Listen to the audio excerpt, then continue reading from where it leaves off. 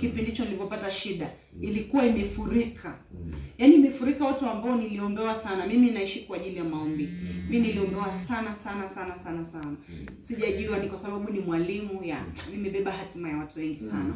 Kwa hiyo namshukuru sana Mungu kwa ajili ya Watanzania. Kiukweli Watanzania ni watu ambao wow, Mungu tu awabariki sana. Yes, wana mioyo yao, walinirushia hela kidogo. Nilistart afresh. Mimi sikuchukua hata kijiko pale.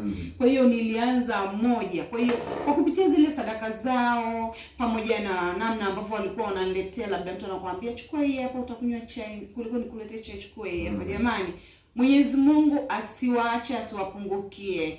Yaani kulingana na Zaburi ya 50 mstari wa 5, Biblia inasema kwamba nikusanyeni wacha Mungu wangu waliofanya agano nami kwa dhabihu.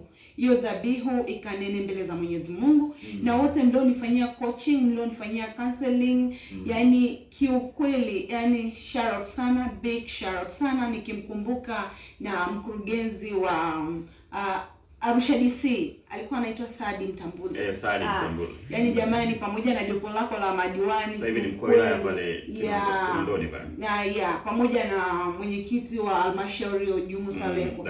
Kiukweli daktari, na wapongeza sana kwa ajili ya mioyo yenu ya dhati sana, na washukuru sana. A big shout out to you guys. Na waombea always, na waombea. Yaani watu wote waliowahi kunishika mkono, yaani waone sababu ya kuendelea kuwashika watu wengine. Na yeyote aliyewahi kutoa sadaka kwa ajili ya changamoto mimi niliyopata, mtoto wake asiwahi kupata changamoto kama hii, hata yeye mwenyewe asiwahi kupata changamoto kama hii. Mungu akawafunike, akaweke ukuta wa Yeriko, awatenge na kila uharibifu wa mwindaji.